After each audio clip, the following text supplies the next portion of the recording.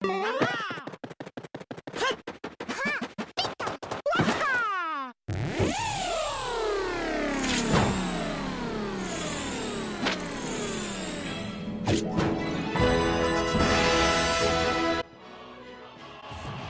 Brawl was announced through this crazy trailer showing off the Wii's hardware, it was groundbreaking.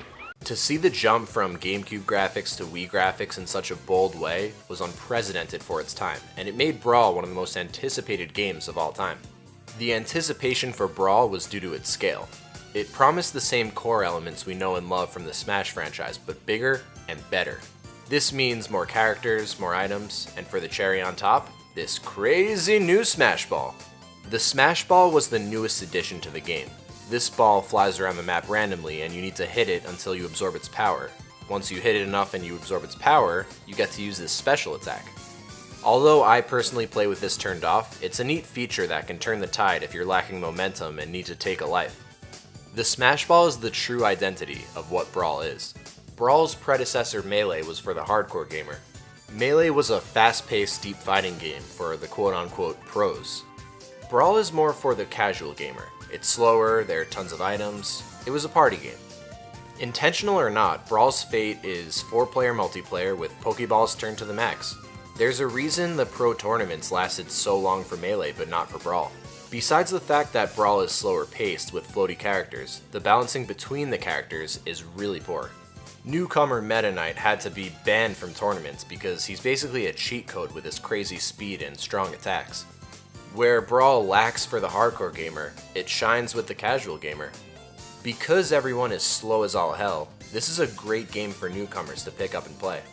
Even if you focus on 1v1 fights with items turned off, Brawl is good for newcomers because it's easy to chain together combos, and at the end of the day, that's why I enjoy Smash, for the one-on-one battles.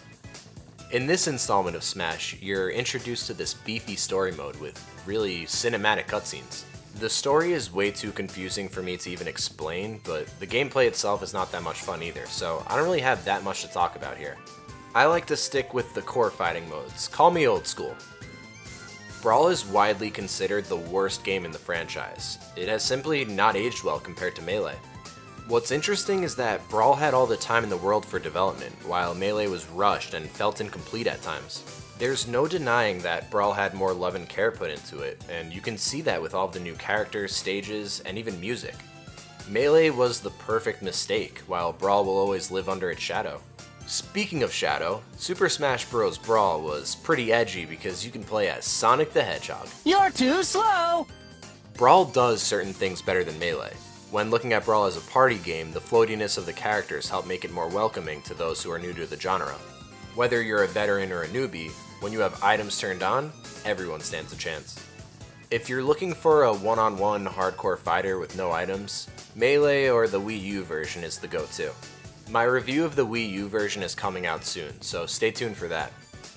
As always, thanks for watching, boys and girls, and let me know what you think of Brawl. Is it your least favorite too, or do you hate me for talking badly about it and you think it's the best thing in the world? Let me know.